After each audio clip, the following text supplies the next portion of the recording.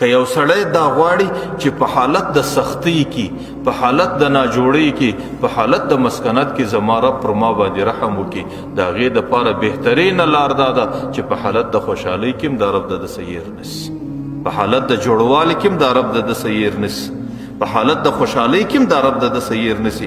چې په حالت د خوشحالۍ کې رب نسي در سیر، نو په حالت د سختۍ کې هم ته د الله سره نه پاتې شي. چې په حالت د صحت او د ځوانۍ کې رب نسي در سیر، په حالت د ناجوړۍ او د بډاوالي کې هم د الله سره نه پاتې شي. او که ته په حالت د خوشحالۍ او د ځوانۍ کې چې په زړه باندې څه درتلو هغه کوې، او چې کله حالت د مسکنت رالی، د ناجوړۍ او د بډاوالي رالی، بیا د رب پر طرف باندې نارې کوې. او داسې نه چې رب په دې وخت کې بیا پر سړي باندې رحم نه راواستی.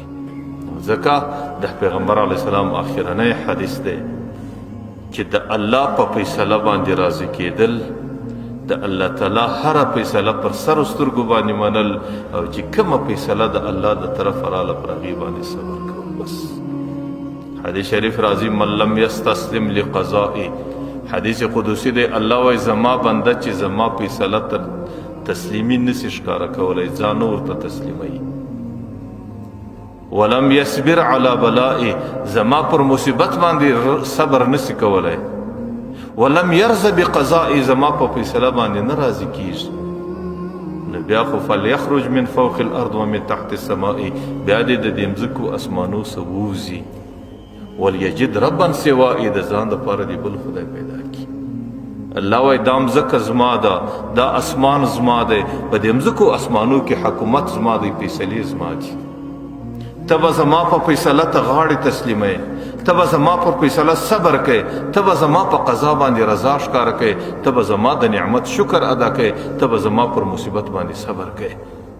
که دا ټوله کولی سې، بیا خو زما بنده یې، زه به دې د قیامت په میدان کې د انبیاو د صدیقینو په صفو کې راپورته کوم.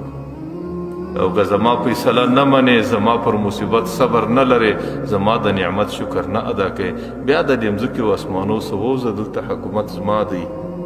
بیا د ځان دپاره بل خدای پیدا کړه، د هغې پر فیصلو باندې بیا رضا ښکاره کوه. نو زموږ او ستاسو زندګي دی الله تعالی د مصیبتونو څخه وساتي.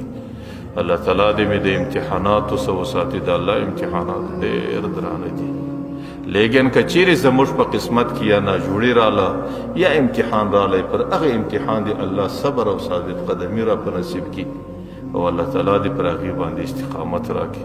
الله تعالی دې دا څو خبرې قبول کړي.